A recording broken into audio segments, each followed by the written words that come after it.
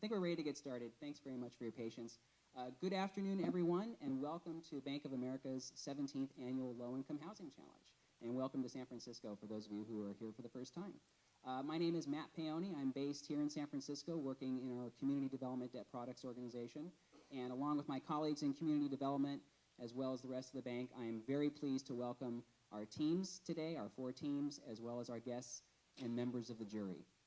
Today is the culminating event of a 5-month-long exercise that these teams have been involved in, proposing an affordable housing project from the very inception stage to the proposals you're about to see today.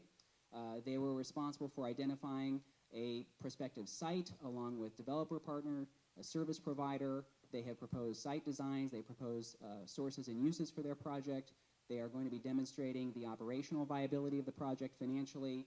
And I am very confident, after taking a look at what they have to present, as well as hearing their presentations today, that you'll find that their work is really of an extraordinary quality. And this is particularly the case given the relatively short length of time that they've had to prepare these proposals. I know that those of you in the industry know how long a project sometimes takes from the design stage to completion, keeping in mind that these folks have had just 5 months to prepare their proposals in conjunction with classes and other extracurricular activities and just life in general. It really is a testament both to their dedication as well as to the future of this industry to have people as talented as the folks you're going to see today. So first of all, I just want to take a moment to commend all 4 teams for their work. We are looking forward to hearing your final presentations. The jury today will be evaluating these proposals as presented in conjunction with written submittals that the jury has seen now 3 drafts of. And in the programs, we do have copies of the program available outside if you do not pick one up on your way in, contain the web links to where you can access those PDF files for yourself if you're interested in getting more detailed information about these proposals. The jury will be evaluating the proposals using 4 scoring criteria that are outlined in the program itself.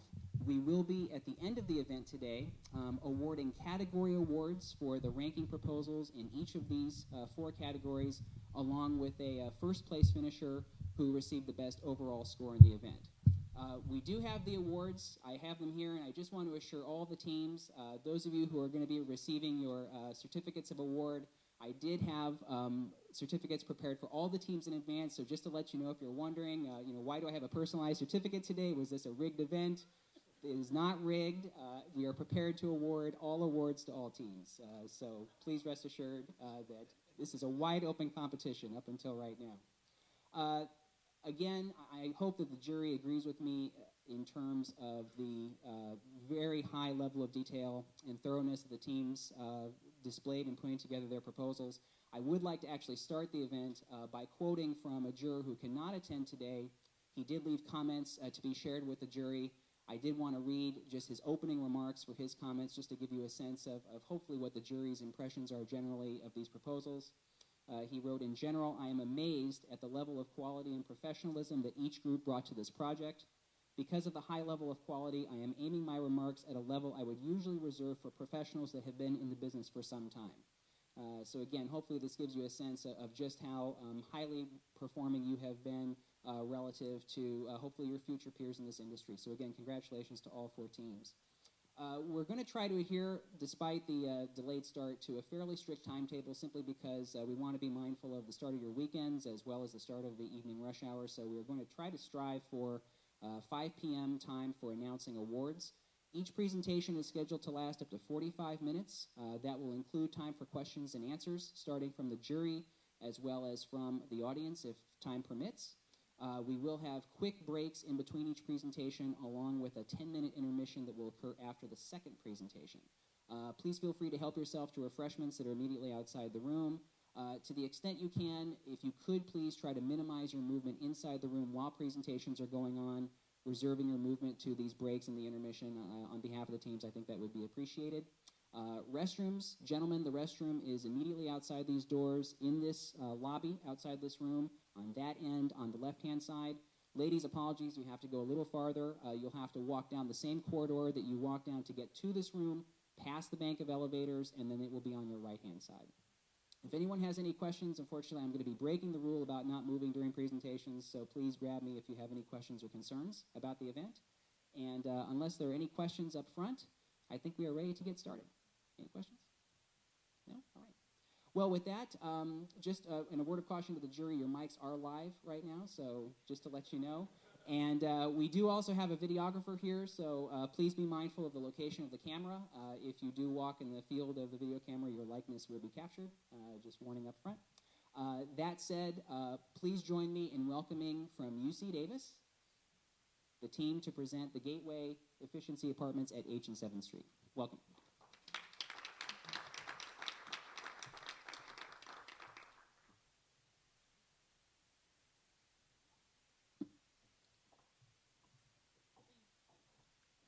Good afternoon.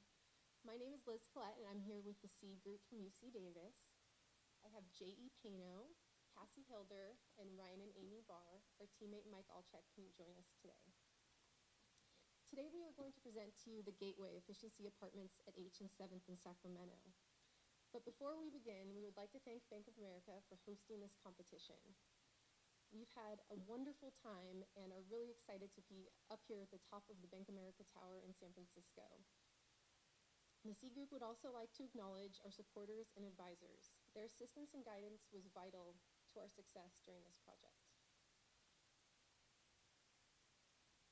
The C Group develops innovative, affordable housing solutions for the underserved populations of Sacramento.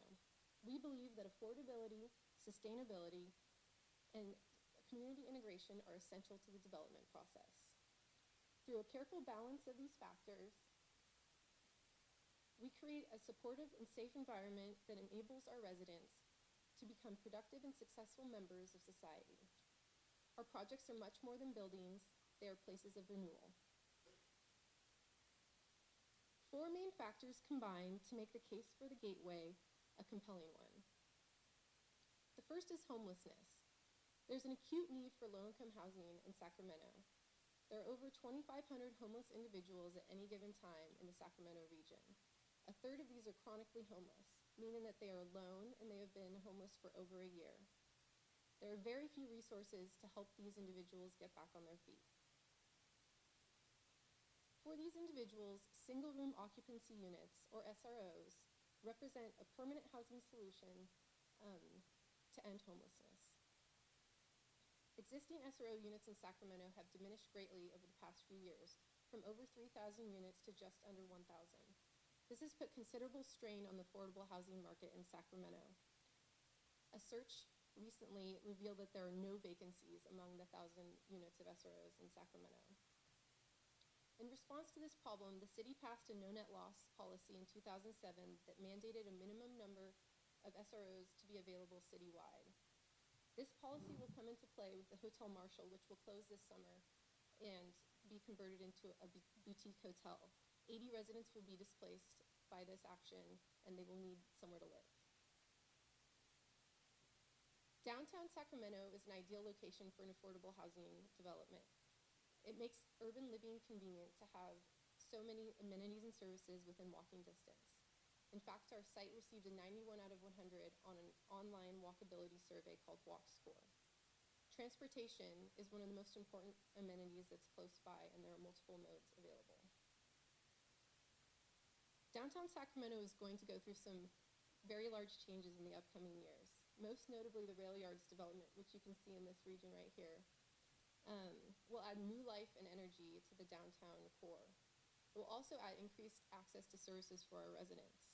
However, housing prices are likely to rise, and this reinforces the need to secure low-income housing in the area now. And this is the location of our site right here, the existing building. The Gateway resulted from an SHRA, or Sacramento Housing Redevelopment Agency initiative. It is located at the northwest corner of 7th and H Streets in Sacramento, right here. And as you can see, it's centrally located near multiple neighborhoods and the upcoming rail yards development.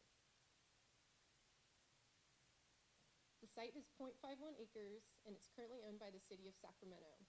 The City of Sacramento will hand over the site to SHRA, and they will demolish the existing building that's on the site, which is occupied by the Sacramento Police Department. The land will then be deeded over to the C Group for development.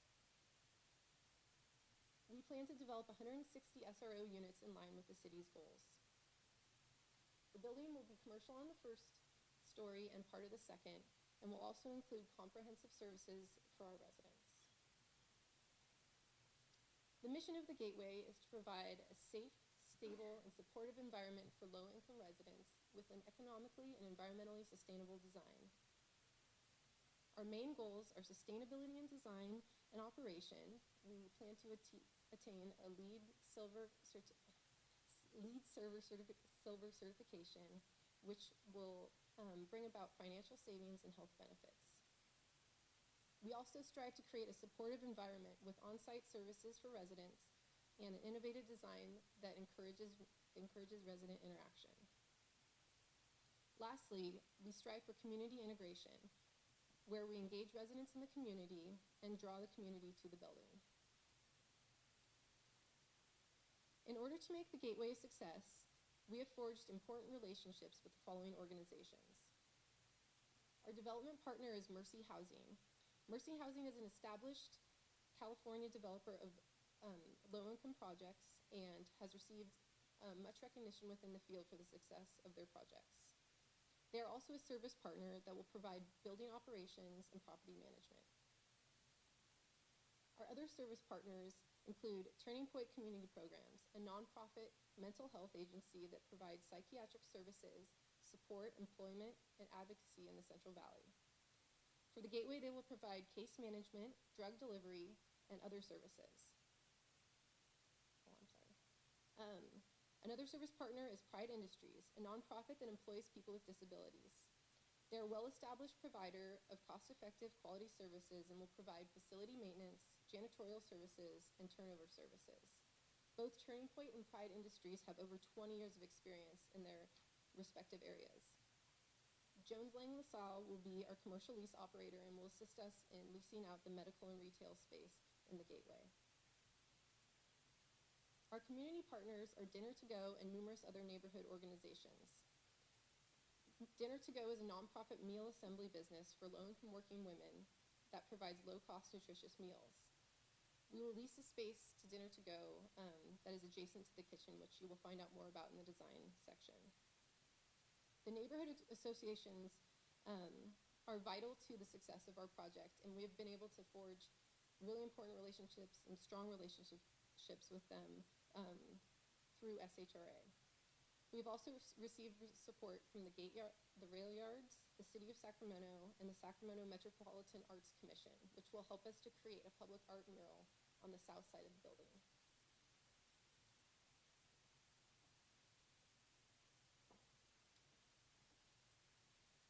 There were several key site context elements that we took into consideration when designing the building.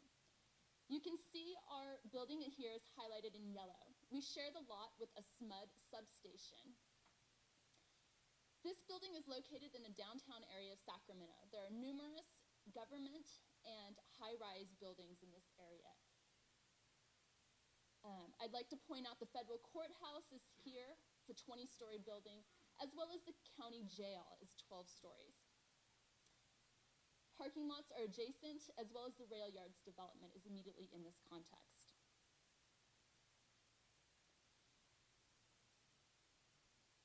This is a look into the courtyard, the residence courtyard and entry into the Gateway. The south-north tower, as well as a connective element, are the main design elements of this building.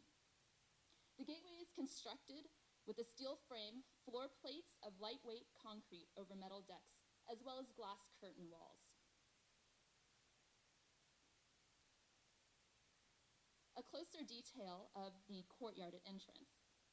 An indoor common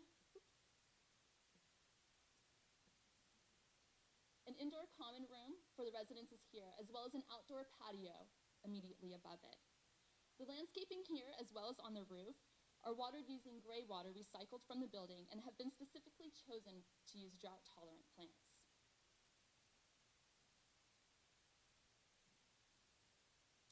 For orientation, we have the SMUD substation here. Immediately across H Street is an open lot with the jail immediately adjacent to this open lot. A two-story parking structure is here, as well as a parking structure here. I'd like to point out the curvature of the building. This 12-inch thick concrete wall orients the building towards the Sacramento River and away from the jail. The curvature in the northern wall allows for seating for the cafe, outdoor seating for the cafe.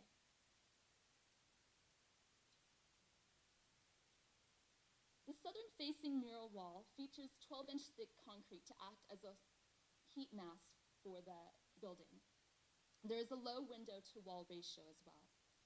This picture demonstrates the public mural and art wall that will be commissioned by the Sacramento Metropolitan Arts Commission. We hope that this will have a theme of growth and renewal, tying together the mission of the Gateway, the community, and the neighborhood, as well as the revitalization of the downtown area and the rail yards development.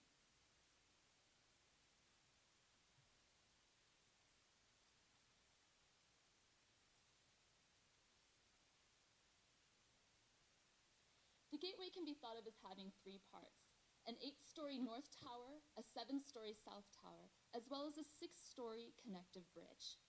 The ground floor provides offices for Turning Point, a large foyer, a commercial kitchen where we hope the residents will be employed, as well as providing meals for the residents. The dinner-to-go retail storefront, as well as prep rooms, a cafe, and 23 parking spots.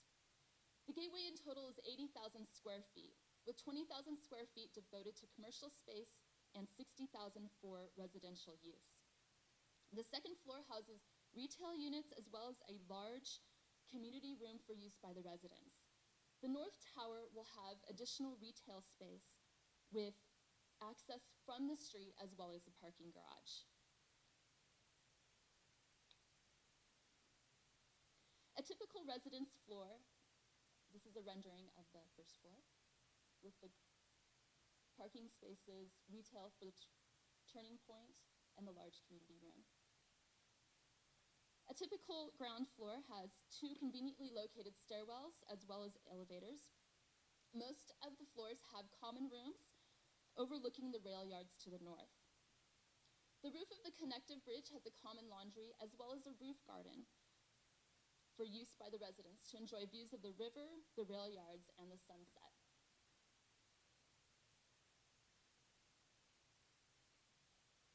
SEED's goal of creating a sustainable, efficient place of renewal begins with our residence units. Averaging 250 square feet, they include a full bathroom, closet, kitchenette with sink, stove, and small refrigerator, as well as a built-in desk and bed. The entrance to the unit is recessed to provide a sense of the residents coming home. A view from the inside of the room shows the tinted windows that allow plenty of daylight to enter the room.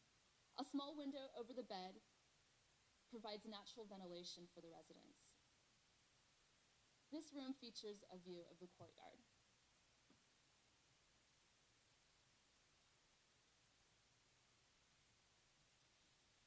We incorporated numerous sustainable design elements in the design of this building.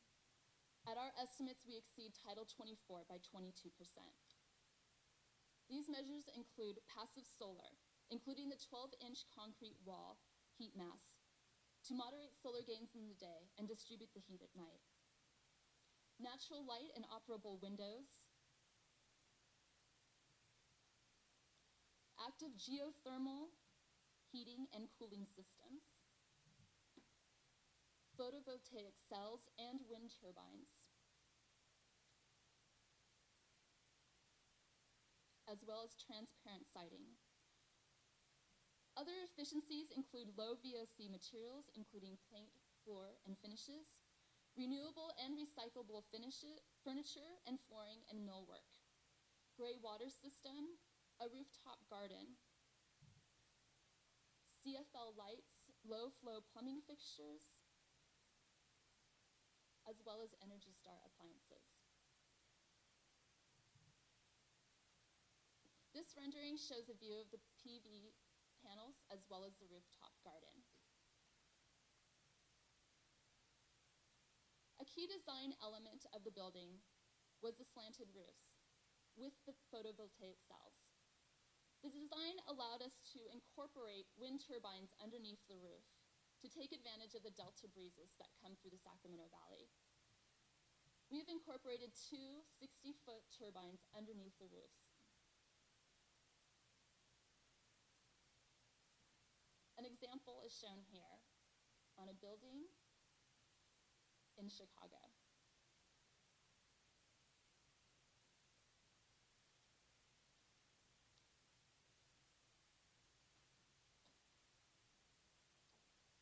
As we all know, one can have a great idea and a great design, but if it can't be financed, we don't have anything. Typically in real estate, the availability of equity or debt financing is determined by the income the property produces. Here lies the challenge to affordable housing. Our residents, as you know, have little or no income. So how do we bridge the gap? How do we make the idea and the design of the gateway a reality? Fortunately, there are established programs at the federal, state, and community levels to assist us. In order to finance the gateway, we are highly dependent upon almost all of these. First, let's look at the cost to develop the gateway. As we've said, the parcel at H and 7th is approximately half an acre in size. Its total square footage is 80,000 square feet. Our general contractor, Descor Builders, who has recently completed a LEED Silver multi-story building in Sacramento, and our development partner, Mercy Housing, both have independently estimated that the total hard and soft costs of this building would be nearly $300 a square foot. The SHRA intends to deliver a clean site to us at a very attractive price, and this leaves us with a total development cost of $23.6 million. Our development financing structure is comprised of 4 parts. First, we expect to receive $50,000 from the enterprise community. This grant will help offset the design and construction costs of some of our sustainable components. Then, through a competitive application, we anticipate to receive the maximum available grant of $1 million from the Federal Home Loan Bank's Affordable Housing Program. Next, the SHRA has earmarked up to $10 million in the form of a residual receipt loan, also called a soft loan.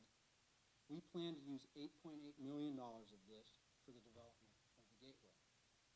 And finally, I don't know if I can say this, but the Union Bank of California has agreed to lend us the balance of nearly $14 million.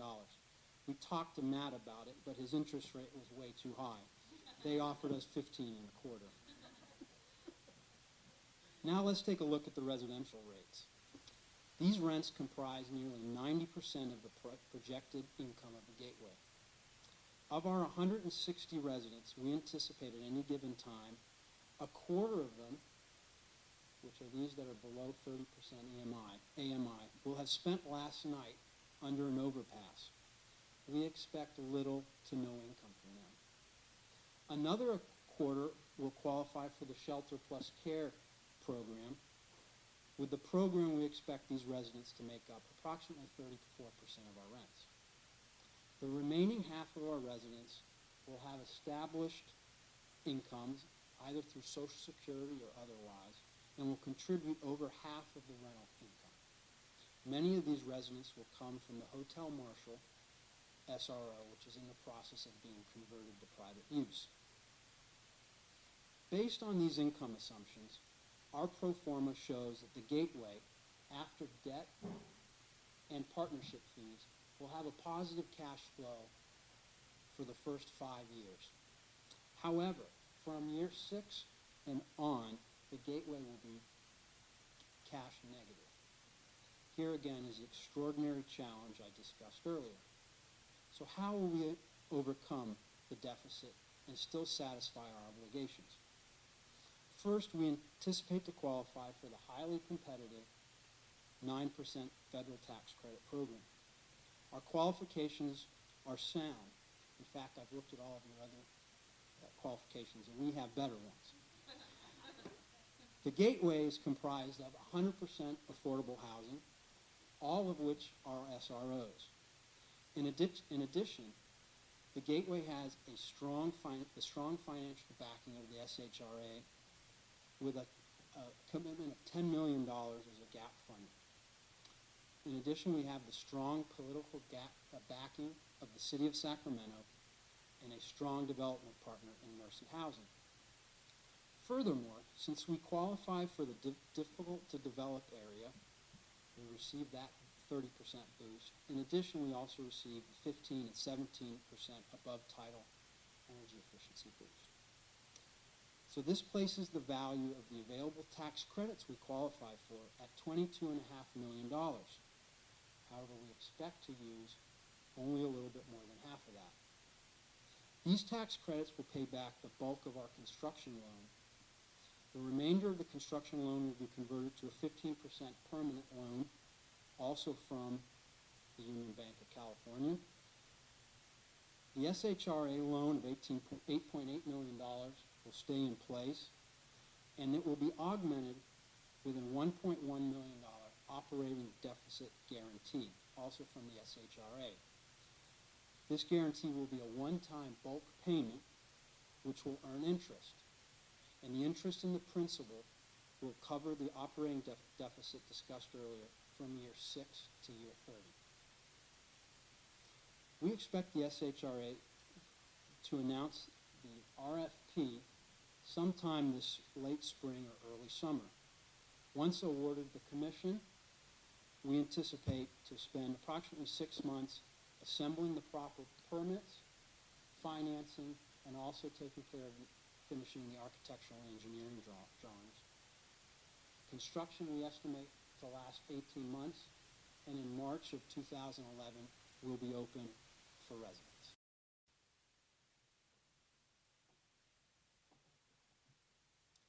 The Gateway will be a safe, stable, supportive, and most importantly, successful way for our residents to get back on their feet and reintegrate into society.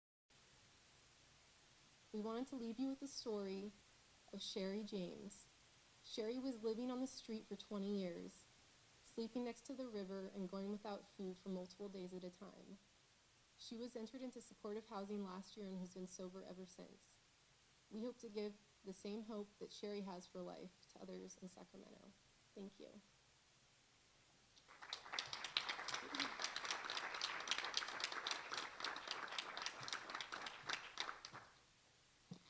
Thanks very much, guys. We'd like to open the floor now for questions from the jury.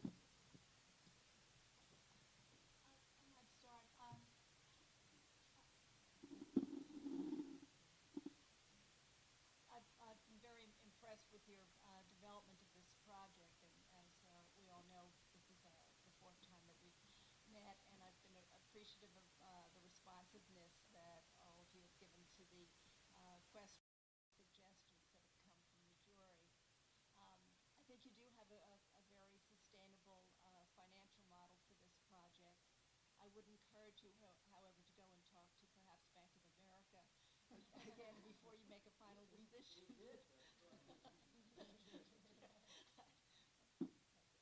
Conflict of interest, right. But the other thing that you didn't mention right now that I also really appreciated was that you also included in your written proposal an alternative scenario, which is how it might be developed if you were not able to secure 9% credits and to pursue 4%. And I really appreciated that, and I think that shows real wisdom, and any good, strong developer would always have a plan B for any project. So I think that you've really done an excellent job on financing. There are always some cautions that you need as you go forward, making sure that you have strong contingencies, and some of the costs from the sustainable design elements will, add to the construction costs, and costs don't necessarily translate to value, and any lender will be looking at what the appraised value is of your project in the end as they determine how much they'll lend on it. But I think you have addressed all of the key questions, so I really don't have any further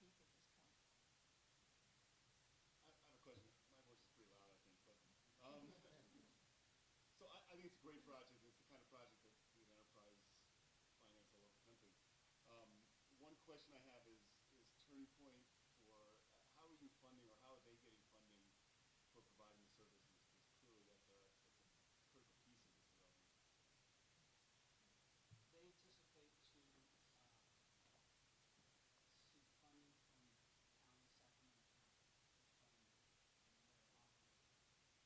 And Mercy and Turning Point have done similar projects, but it's not high rises, but more individual units, and that's how they fund it. And the county's committed to continuing to fund for this project as well? Well, the county has a no net loss policy, so they committed $10 million to build, and they're also financing the operation. And then a couple other, one would be, in projects like this, it's really critical to have someone on site who is doing service coordination, not so much the services, but making sure the tenants are connected to that. And more developers are putting that in their operating budget as a critical piece, or else there's just no one to do that kind of coordination. So we like to see that these days. We did incorporate, the Turning Point is providing 24-hour services On site. on site. Okay, so yeah. that's why it's not in your operating budget, because they're gonna Right, pay for it. yes. Okay. And then one other quick question. On the financing, you have a loan, permanent debt of $1,750,000, I think it was. But then you have the SHRA guaranteeing all the cash flow loss. So why not just not take the debt out in the first place? You can't really pay the debt over the term of the project. No, we anyway. can't. But it's being paid by the subsidy, right? No, it's paid by, eventually they will, but this is basically that. But we need to convert the original loan. The original loan is still 2.75, and the tax credit loan is also only 2.75. The difference there is going to be take care of the utilities. Well, that kind of brings up a question for me, and that's, as I understood what you said, the project qualifies for more tax credits than what you're using, and I'm wondering why not go for all of the tax credits that the project's eligible for, possibly helping to eliminate either some of these other sources, or as a secondary issue for me is the overall cost of your project is probably higher, given the amount of bells and whistles and stuff in terms of the green building aspects of it. I commend you guys greatly on the amount of attention you're giving environmental concerns, but I think as Nancy pointed out, cost doesn't always convert to value. So when you're having an appraiser do an appraisal, they may not take into account the value of these environmental components of the project. So I would just caution that in terms of a strategy. But overall, the project is quite impressive, very much to be. It could maybe be more green with the tax credit, but we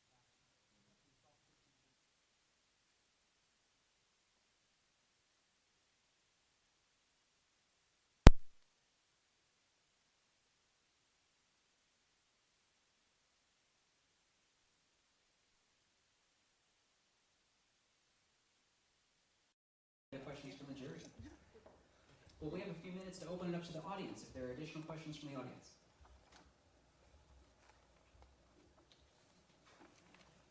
All right, well, thanks very much. Well done.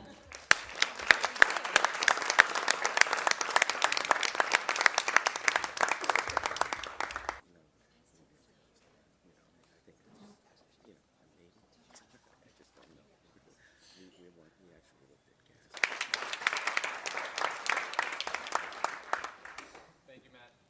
Can everybody hear me? Yes? Good. We echo the sentiments of the team that came before us. Any similarities that might occur throughout the presentation is purely coincidental and just represents the fact that both teams just know exactly what they're doing. So my name is Elliot Venturia, and along with my colleagues Millicent Anglin, Tessa Minucchio, and Nicolette Mastrangelo, we are the East Bay Green Builders, and it is our pleasure to introduce you to The Seed, a West Oakland sustainable community. Now, just to give you an overview of what we're going to talk about, first we're going to give you an overview of why we chose the site, who West Oakland is, kind of the culture, the community. then we're really going to get into our vision and the vision of the community and how we're mixing those together. We're going to talk about the operating partners and the partnerships that we have coming in. Then we're going to move into the site, talk about the site, overview, the design, and then get into the finances. So a little history behind West Oakland. West Oakland's growth started in the mid-19th century with the introduction of the railroad.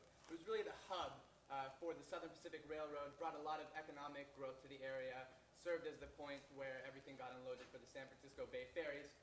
Throughout the mid to late 19th century, a lot of different kinds of ethnically diverse immigrant base settled there, and by the 1930s represented around 300,000 person community, ethnically diverse, with jazz and blues clubs lining the street. Unfortunately, over time after the Great Depression, into the 40s and 50s, economic blight started to approach the area. There wasn't as much economic activity going on. The railroads moved out, and West Oakland moved into a period of economic decline. In the 60s or 70s, the Cypress Freeway was built, which basically split West Oakland off from the other growth in downtown Oakland and kind of isolated them from the rest of the area. Over this period of time, the ethnic mix changed and became primarily African American and Hispanic. In 1989, however, the earthquake destroyed the Cypress Freeway, and because of the fact that residents were so opposed to having it rebuilt in the same area, and they were also opposing other urban renewal projects in the area in order to preserve the community, today we find ourselves in a situation where West Oakland finds itself in an inflection point, kind of at a crossroads between its history and the future.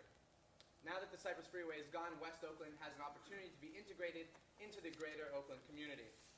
This site is very close to the 16th Street station, which is the station that was the primary area. So the future of West Oakland is here. Our project, our development, is part of the greater Wood Street master plan.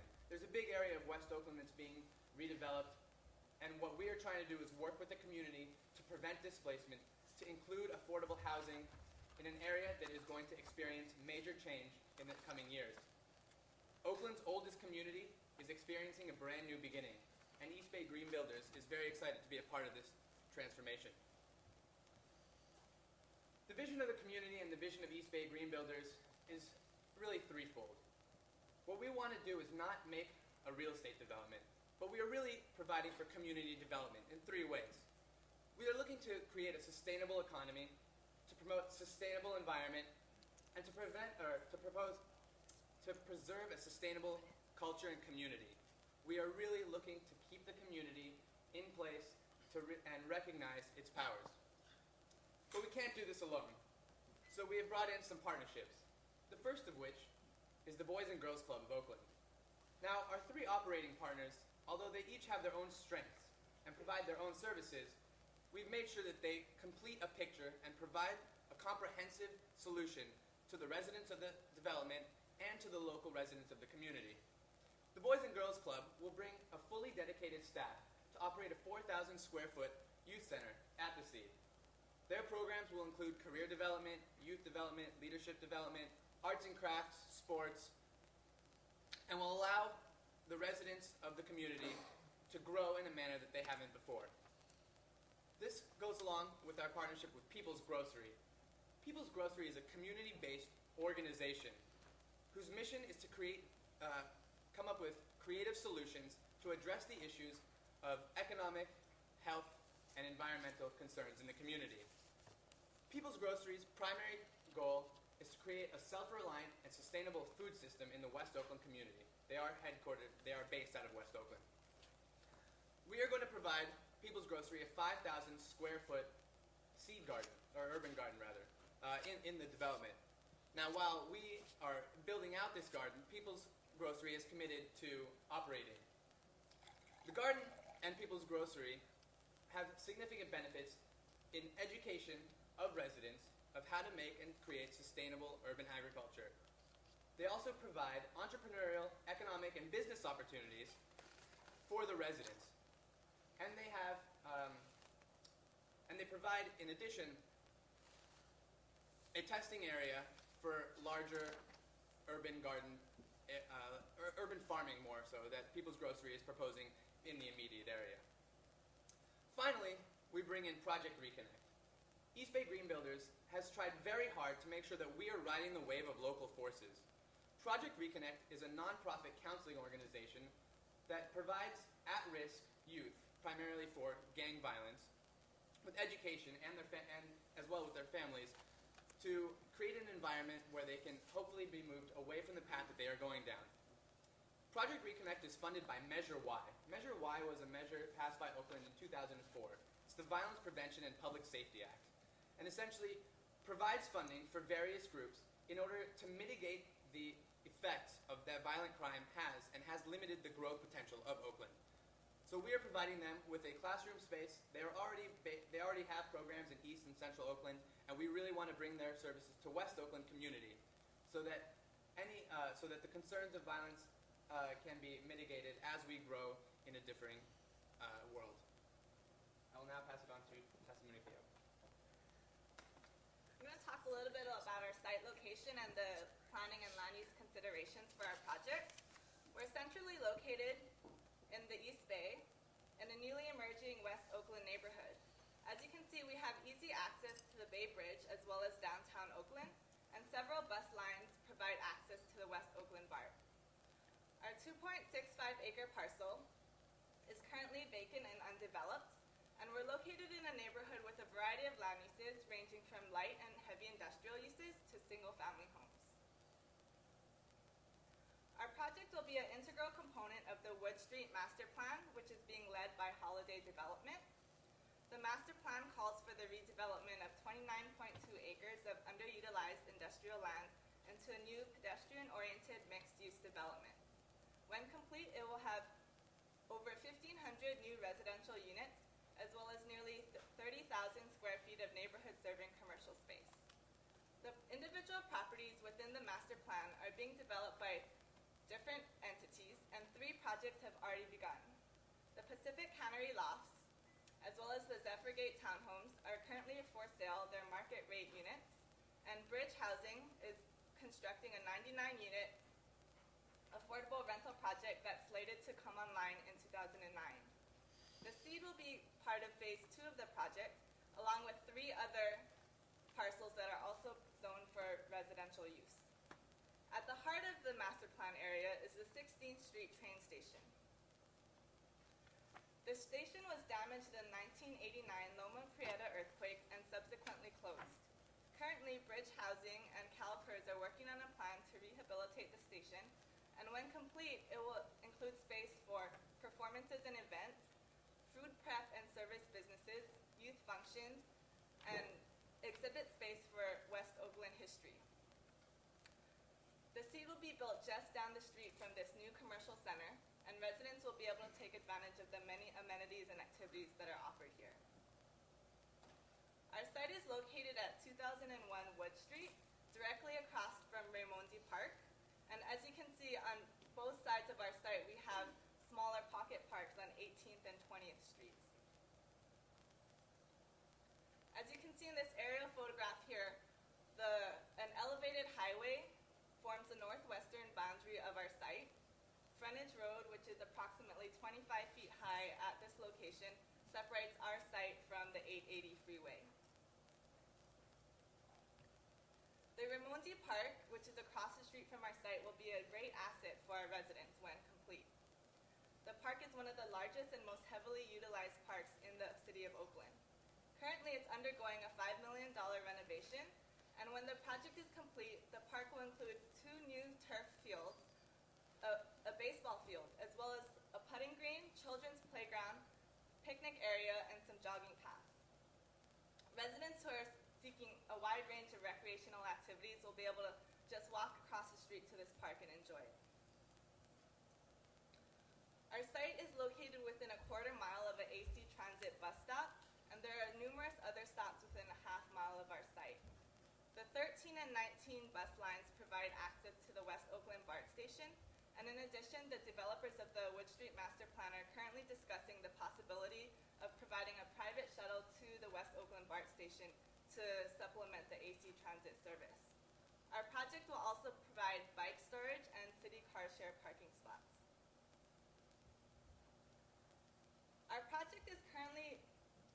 by the City of Oakland, who purchased the land from Holiday Development earlier this year for $8 million. The city will award the land to a developer through an RFP process that will specifically require the site be used for affordable housing. Because of the former industrial uses that occurred in the area, our site is a brownfield. A number of studies have been conducted regarding the environmental condition of the site, and in May of 2004, the California Regional Water Quality Board approved an environmental remediation plan for the entire master plan area. At our site in particular, there are small traces of lead deposits in the soil, but because this is minimal, only open space areas will need to undergo remediation. East Bay Green Builders will undertake the approved remediation plan, and when complete, there will be no land use restrictions at the site.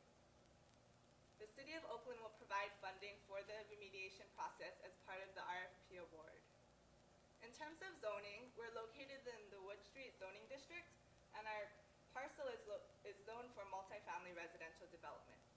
Community education uses are conditionally permitted in our site, and East Bay Green Builders will apply for a conditional use permit for our community partnership spaces that we're proposing at the ground level. We meet all current zoning requirements, including a minimum density of 44 units per acre. We provide 75 units of open space per unit and 1.1 parking spaces per unit. The SEED will provide 117 affordable apartments for households earning between 30% and 50% of area median income. In addition, we have one unit at 60% of AMI for the building manager. Our project emphasizes family housing with 37 units with 3 bedrooms, and we feel that this is really appropriate given the West Oakland demographics, which show that the household size in the area is larger than the city as a whole. The SEED will be developed in partnership with a number of parties, including East Bay Asian Local Development Corporation, who will serve as our developer partner and property manager for the SEED. Ebaltzi has developed over 900 rental units and 100 single-family for-sale homes. Our architect will be Piatok Architects. They are very familiar with the Wood Street area as they were involved in the master planning effort for the Wood Street project. The SEED was designed to reinforce our overall project goals of equity, affordability, feasibility, sustainability, and ultimately livability. The SEED encourages multiple scales of community through the design of public, semi-public, and open spaces, promotes equity and security through unit mix and overall layout scheme, provides physical links to the neighborhood, neighborhood amenities and local transportation, engages green building best practices in a cradle-to-cradle holistic ideology. The mixed-use project is composed of 117 residential units and 15,000 square feet of public open space. Residences are designed in a perimeter block configuration to maximize sunlight at the urban garden level, to provide varying scales of secured community spaces, and to buffer against the site's largest challenges or greatest opportunities, the elevated highway and frontage road. The SEED embraces the street and the surrounding community, bordering Wood Street and Raimondi Park. Residents are plugged into the greater neighborhood and pedestrian network. A resident of the SEED will arrive at one of 2 lobbies on Wood Street or one of 2 parking garages on the ground floor. Project Reconnect and the Boys and Girls Club are located on the southeast corner of the site, and the heart of the project is the Urban Seed Garden in the center on-grade courtyard of the project. The seeded wall begins on the 2nd level. Not only does the project's massing buffer against the highway, but the seeded wall, a green vegetated vertical living wall, protects the residences from automobile noise, pollution, and unsightly views. This stepped vegetated armature that looks like a vertical green garden filters rainwater, insulates the building during cold months, and protects the building from the heat in hot months. The elevated courtyards above podium parking garages function as semi-public open space for residences. They are spaces where the residents can store bicycles, walk on pedestrian mews, have small gatherings, or plant small flower gardens. In anticipation of family occupancy, 2 and 3 bedroom units dominate the at-grade and courtyard conditions of the project. This design aspect accommodates children and direct adult supervision. In general, the units work harmoniously to form a secure perimeter for the site, afford views, maximize community open space, and reinforce this eyes-on-the-street mentality. Each unit is designed with a semi-private balcony, overhanging terrace, or roof garden.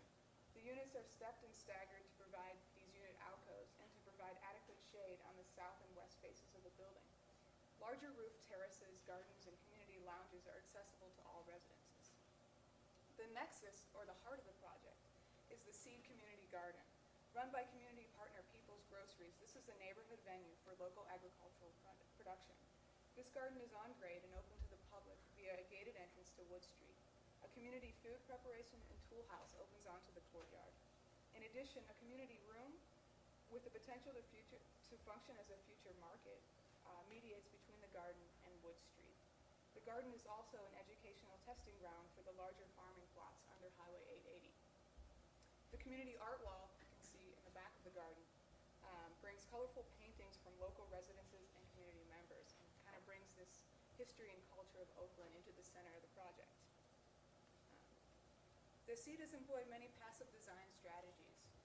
The Seed is designed to passively light and cool the interior spaces. Each residential unit is designed to maximize daylight through a central living space. The same living space functions as a ventilation corridor with operable windows on one side and operable transom panels above doorways on the other. Corridors serve as light wells and exhaust spaces on the uppermost floors of the building. The Seed harvests and naturally filters rainwater for irrigation and collects, filters, and reuses residential graywater. Water collected on the roofs and elevated courtyards is filtered through vegetation and passively drained to the on-grade courtyard. Sustainable planning and design are the impetus behind the entire Central Station redevelopment plan. So as a small piece of that, we wanted to not only embody it, but also act as a catalyst for other affordable housing design in the area. So we capitalized on these 3 E's of sustainability: environment, economy, and social equity. We also have a strategy to draw from industry best practices. We currently have 40 LEED points, which qualifies as a gold certified building, and we're also employing green communities and smart growth strategies as far as connecting this project with the larger community. The urban infill nature of this site allows the project to maximize the use of this underutilized, underdeveloped land within West Oakland. So we're actually remediating a brownfield to the point where we can grow and produce food on site. We use an integrated design approach in which the contractors and architects working on the project know about these green principles and commitments that we have at the beginning of the project. Alternative transportation will be encouraged in the form of bicycles and shared vehicles and a proposed shuttle stop. We're also looking at city car share options for the residences. The Seed will use materials that can be locally acquired and are composed of recycled materials. The residences are composed of Type 1 on-grade podium parking and Type 5 wood frame construction above. The building is composed of a cement board facade in sync with the neighboring development, as well as screens that will shade the residences with vegetation. The project will employ strategies to reduce water consumption and exceed Title 24 energy standards.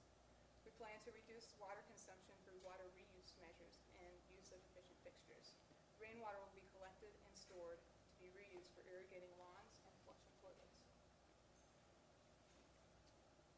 The Seed substantially reduces energy demand with passive strategies specifically for heating and cooling. It takes advantage of the temperate Bay Area climate. In addition, it uses a dual insulation system, windows that reduce glare, heat gain and air leakage, Energy Star appliances and lighting fixtures, and of course the green roof integrated system. The project's education program centers around the Seed's urban garden and the composting and water reuse programs that the residents all take a part in. Educational exhibits are located in the community room, but the real education is the hands-on experience with the urban garden.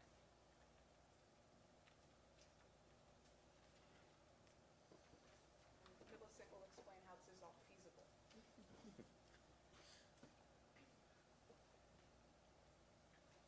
The demographic analysis of West Oakland highlights the affordable housing need. The 8,500 households in West Oakland are projected to grow at 1.7% annually, which is almost 5 times the projected household growth in the city of Oakland. However, incomes are 40 to 50% below median and average incomes in the city of Oakland. With an average household size of 2.6 and $45,000 in income, the average West Oakland family qualifies as low income up to the 60% AMI level. Median incomes of $26,000 suggest an even deeper affordability need exists. The SEED will meet this need by providing 117 units of affordable housing up to the 60% AMI level. Each unit will accommodate on average 3 people. Our average income target is $31,000 per household, which we feel it reflects the low-income nature of our community and is in line with our goal to serve the local population and residents. There are several projects currently in development that will help meet the affordable housing need. 2 are being constructed in downtown Oakland, Madison Apartments and Fox Court Apartments, which will bring 160 units to market when completed this year. Next year, Iron Horse Apartments is expected to be complete in the Wood Street project area, which will provide nearly 100 affordable units. Future developments include Lion Creek's Crossing, 4th phase with 72 units, and Oak to 9th, which is in the very early planning stages, to bring over 450 affordable units to market. So while there is supply to meet the current demand, East Bay Green Builders is concerned about sufficient supply to meet projected growth in population and affordable need. The current subprime credit crisis has severely impacted the Oakland MSA. Multifamily building permits are declining, and personal bankruptcies are increasing, which will erode families' ability to pay for adequate housing. In addition, when the market recovers, because Oakland has not adopted an inclusionary zoning policy, we are concerned about potential displacement of existing residents. Therefore, we feel that developing the SEED is a critical portion of West Oakland's growth and will help to mitigate displacement concerns in the future. To develop the SEED, we are budgeting $49 million in development costs, or $420,000 per unit. This includes hard costs of $250 per square foot. This amount was recommended by our contractor, Cahill, who reviewed our design and felt that $250 per square foot was adequate to provide not just the building, but also prevailing wages and landscaping costs for our open space. We are also budgeting $100 per square foot for parking, which includes square footage for bicycle storage. We are budgeting contingency of 10% that we feel is healthy to cover any unexpected increases in hard and soft costs. We also are budgeting $400,000 for required operating and replacement reserves. We have a 4% increase in our costs due to our sustainability strategy that Nicolette described, which is $1.8 million. Lastly, there is a developer fee of $1.3 million, which is the maximum that Oakland allows per their home funding program. We'll be using a variety of funding sources to make the SEED possible. These include 4% tax credits, hard debt, soft debt, and grants. Due to the volatility of tax credit pricing, we received 3 bids on tax credits from Union Bank of California, Bank of America, and National Equity Fund. And the spread on that range was 89 cents to 97 cents per dollar tax credit. We chose the highest bid, which was Bank of America, which also provided 25% of equity received during the construction period. Union Bank of California will be providing the majority of the construction and permanent financing. The low interest rate reflects the tax-exempt nature of the financing. The permanent loans are sized in different tranches. One is amortizing over 10 years, the other amortizing over 30 years. The shorter amortization reflects the project-based Section 8 contract that we have gotten a commitment for from the Oakland Housing Authority. So when the subsidy expires, so will the debt that's associated with that benefit. Other sources include the multifamily housing program from the state of California, the City of Oakland's home program, program, and then grants from AHP and Enterprise Green Communities. We understand and acknowledge that these are competitive programs, and for example, for MHP, we scored ourselves with the criteria 144 out of 150 points, which we feel represents a competitive strategy, and we are confident that we will be awarded. Similarly with AHP, we are maxing the per subsidy score and the self-targeting score. For SIDLAC, for the taxes and bonds, we have a 123 score out of 148. So we are confident that we will be awarded these amounts and that we will make the seed happen. The first year operating budget results in a cash flow of 10%, which will allow us to pay debt service on our home loan, which is residual receipts only. The components of the first year budget include $1 million of residential income, which is approximately $750 per unit per month. We also are budgeting $370,000 annually from our project-based Section 8 contract. We are budgeting $6,000 per unit to cover operating expenses, which also includes required funding or deposits into the replacement reserve. We're also budgeting debt service. We are meeting or exceeding the 1.2 debt coverage ratio required by our lenders. And then lastly, the operating reserve of $28,000, which is 2% of gross income.